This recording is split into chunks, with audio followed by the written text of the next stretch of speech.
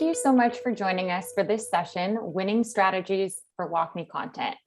Many of you, no doubt, are advanced at content creation, and we know going live with WalkMe is a huge celebratory milestone. But what happens next? So today we'll focus on winning strategies to manage your content in the post-go live phase of the content lifecycle, including leveraging data to hone your next focuses. My name is Leah, and I'm from WalkMe, and I'm joined by my teammate, Catherine Parrish. We're from the program architect team, and we work with enterprise customers to operationalize their digital adoption programs at scale, from governance to content delivery to post-lifecycle content management, incorporating many of the strategies that we'll discuss today. And we're super excited to have a special guest from Deloitte, so I'll hand it over to John to explain why he's here. Thanks so much, Leah and Catherine, for the intro. I am super excited to be joining you guys at Realize 2022 this year. My name's John Prescott. I'm a leader in Deloitte's organization transformation practice, specifically our digital adoption platform services group. So working with clients in order to realize the full potential of WalkMe as part of their digital transformations. I want to give a little bit of background about Deloitte, and I think why we were asked to speak at this session in particular. So our relationship with WalkMe started actually in 2019 when we became customers of WalkMe. We first deployed WalkMe on our time and expense application here at Deloitte. And in the past 2.5, almost 3 years now, we have grown WalkMe across over 50 applications in our enterprise. We have a total end user count of just over 300,000. And we have developed, I think, a total of over 300 walkthroughs across those different deployments in order to help achieve digital adoption at scale. So the things that led us to WalkMe, being able, of course, to have that kind of breadth in our organization and to be able to manage it at scale. It's a quick and easy deployment for us, and we're able to really reach users at the point of need in those applications. And lastly, I think a major part of our calculus was it was impactful at no risk. So we didn't have to make any kind of customization on those applications. We were able to just get the digital experiences up and going very quickly with high results. And just a couple of our key use cases here. We've deployed it on SAP Ariba. We've done some really interesting stuff around diversity, equity, and inclusion campaigns. We've integrated it with our homegrown chatbot in order to reach users and bring them to the guidance that they're looking for, even outside of WalkMe.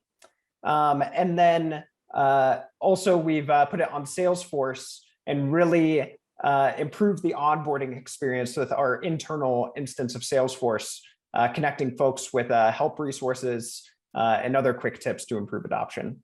So we saw the impact that WalkMe was making on us. And last year, we decided to enter into an alliance relationship with WalkMe so that we could help our clients achieve the same results out of digital transformation.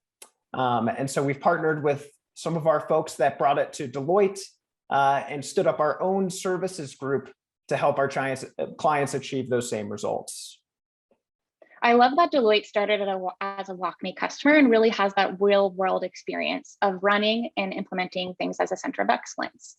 It's one of the reasons why we asked you to join today to discuss the after go live process. We know that this is particularly a difficult part of the life cycle for customers, and so we wanted to address it today. We know that when it comes to implementation, there's so much excitement and focus on this that once things go live, there's a temporary moment of celebration, but then what's next? We find that there's either a lot of chaos or sometimes confusion on what's next in the process. So question for you, John, as not only a partner, but also someone who's worked through a center of excellence process, are there any sort of focus areas or process that you've used to help navigate this a little bit more seamlessly? One of the keys to successfully navigating life after go live is to really think about how you're going to be spending your time and what's important to you from an organization to prioritize.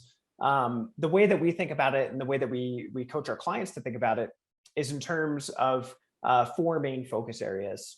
We have maintenance, and I think that's what comes to mind a lot when people think about life after go live. That's the testing and ongoing support from a technical sense for WalkMe. But then we have enhancement.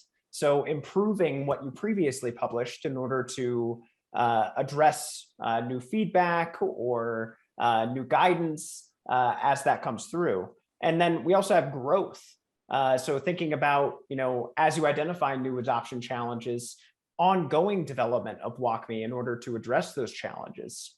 And then lastly, innovation. So being able to use WalkMe's insights in order to uncover new challenges that you weren't previously aware of, and then be, looking down WalkMe's product roadmap in order to take advantage of new features and advanced functionality in order to find even more creative solutions to your end users' adoption challenges in the platform. So I love this. I love this framework. All of these seem really important. So if our clients have finite resources, how would you decide where to focus? Yeah, I think month to month, you might find a different balance of each of these priorities. We've got a couple examples up here, right? So maybe 1 month you want to really proactively address some of the feedback that you're getting. You want to focus on addressing some different adoption challenges that you've been able to identify. That month, you might be really in a growth pattern, right? The majority of your team's time spent on development, innovation as you uncover some of those challenges, with a more minimal amount of time spent on maintenance and enhancement. But then, next month, maybe you have a major platform release coming up, right? So in that case, you might spend the majority of your time in maintenance, doing some regression testing, resolving any defects as you get into a new platform release. And then maybe as part of that, you're also wanting to develop some WalkMe to address some of the new features that are coming out, boost some end user activity on some of those features and, stave off adoption issues proactively. And then finally, maybe there's a period where you can come up for air a little bit and look at, take a step back, look at the insights, see what the data is telling you, understand where users might be having a tough time in the platform, and also take a look at the product roadmap and see what's new and exciting that you might be able to add to your overall toolkit. So I think month to month, these priorities can change, and taking some time to kind of take stock and figure out how you're going to be spending your time is vitally important for your program. I would bet that so many people are looking at this and having just an aha moment on having a tactical way to plan and prioritize their next step. So thank you so much for that. I know it's really difficult to consider what the next steps are, but I think this gives someone a tactical example. And I know these are examples and that these shift pretty significantly from month to month. And that's really going to depend on what stage of life that they're in and what's coming down the road in terms of when does the system update or when do maybe new processes get rolled out internally. So one question I do have though is when it comes to this planning, you have 3 months listed out here. How frequently do you plan this out? Are you planning out 3 months in advance or is there another example? So typically we set priorities with our clients on a quarterly basis. Those are bigger picture priorities.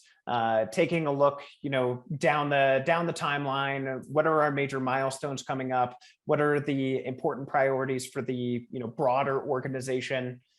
We have that meeting quarterly, and then we have monthly meetings to track our progress toward reaching those goals. And then between those monthly meetings, we also have weekly meetings that are really tactical. So focusing on the specific applications that we're developing or, defects that we're resolving or enhancements that we're implementing, right?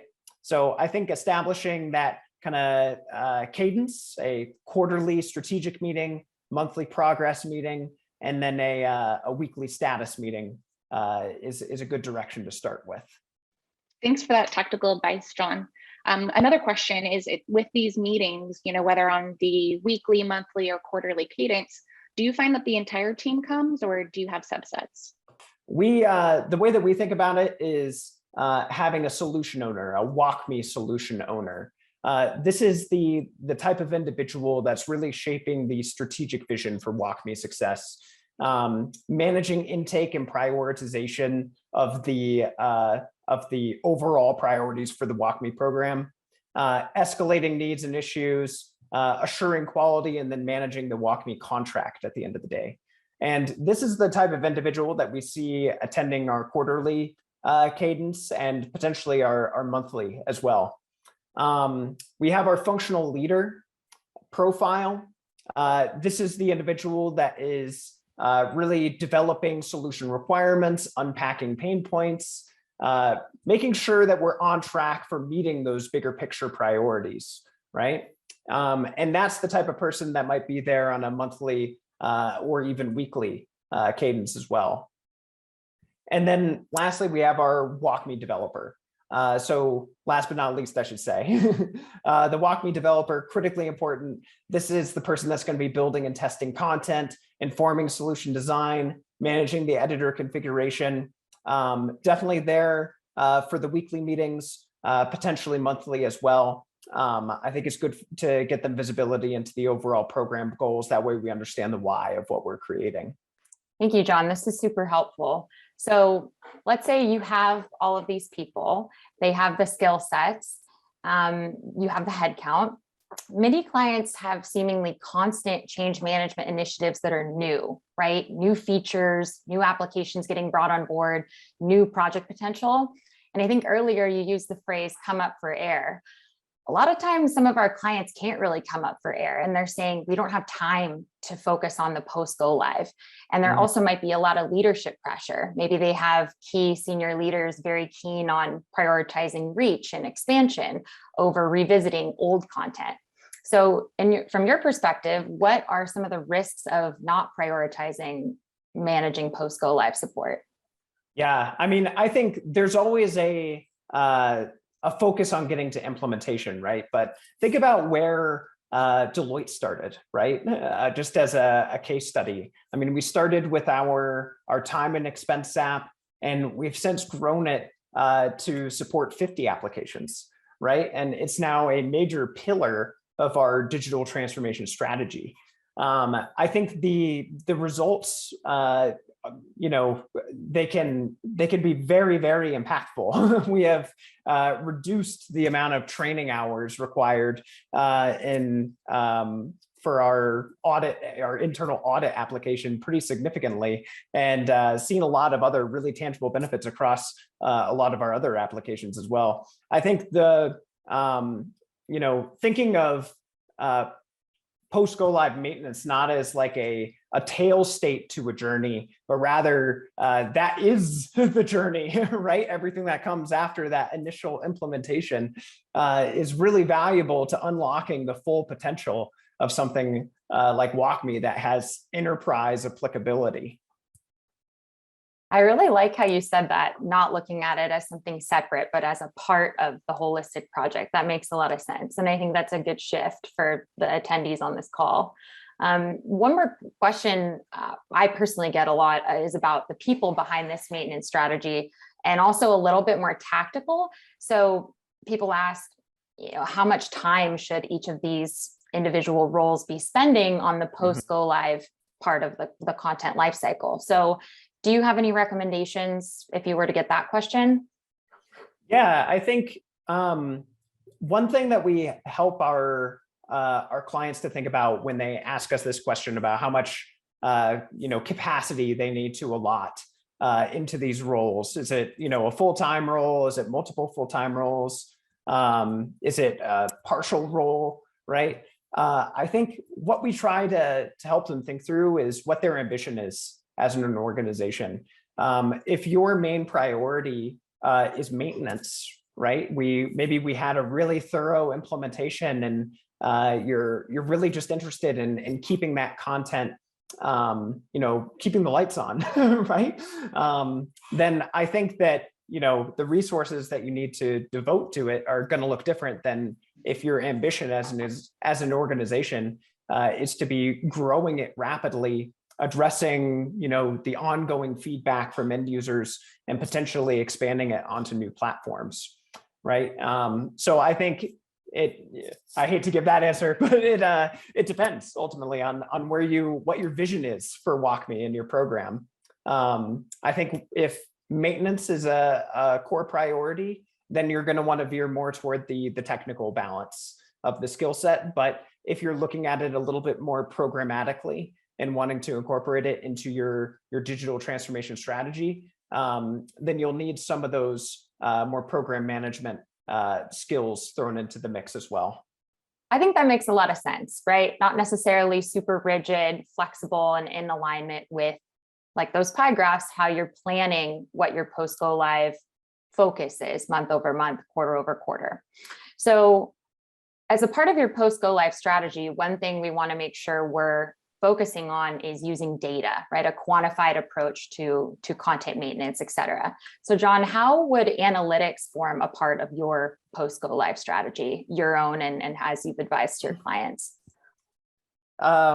It's a big component of our post go live strategy, and you're talking to our team's resident data nerd, so I'll try not to bore you guys. But the way that we think about data, and if you're a junkie like me for data, then you'll know that WalkMe Insights has a ton of data available. It's fantastic.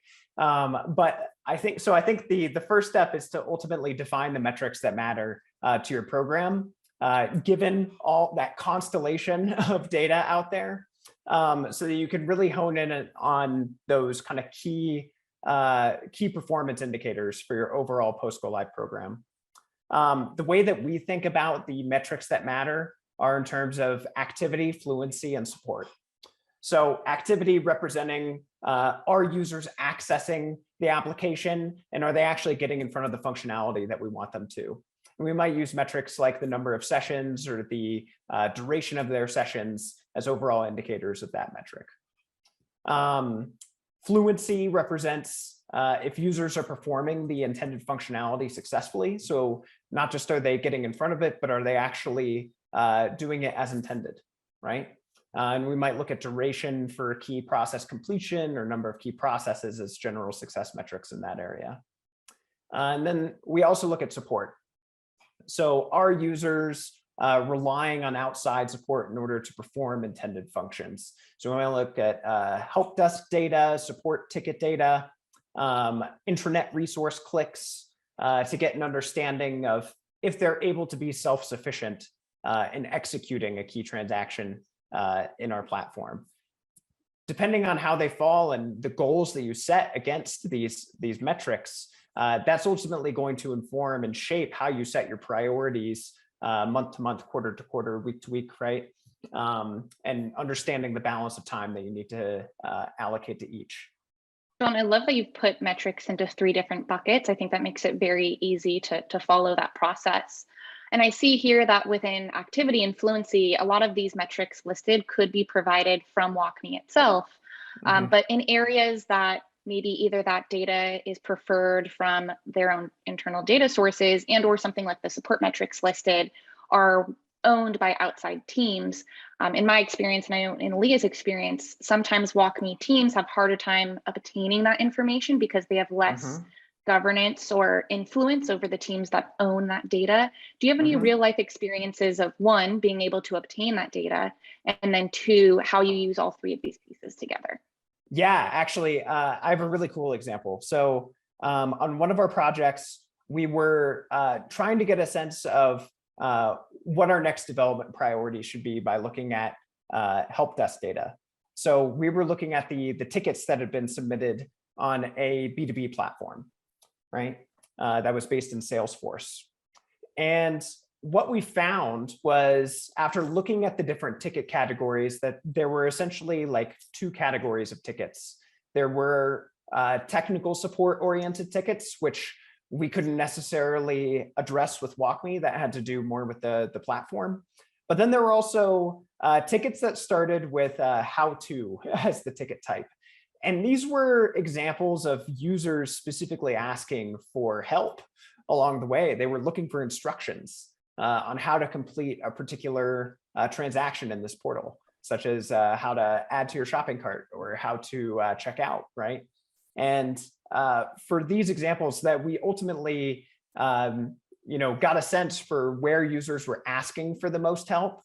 And from there, we were able to set our roadmap for how we spent the rest of our time and what our major development priorities were going to be. Amazing. Loved that example and how we're getting tactical here. I know we're coming up on time, so maybe we can end with a couple more tactical approaches to data in those activity, fluency, and support categories. John, do you have other ones you could share with us? Yeah, so ultimately, what we like to do is set goals against each of those metrics. So we have our activity metrics, fluency metrics, support metrics, and we work with our clients to set goals against each of those. And depending on where we are falling against those goals, that is ultimately going to inform how you should be prioritizing different development areas. So just an example here, maybe we're getting low activity, right? So users aren't even getting to the start point that we're wanting to get them to in order to start a transaction in the system. So we can use things like shout outs or launchers or shuttles in order to bring a user to the right place in order to get them to start, right? In order to boost activity in those particular parts of a platform. Conversely, maybe we have high activity, but we're finding that users are relying a lot on support.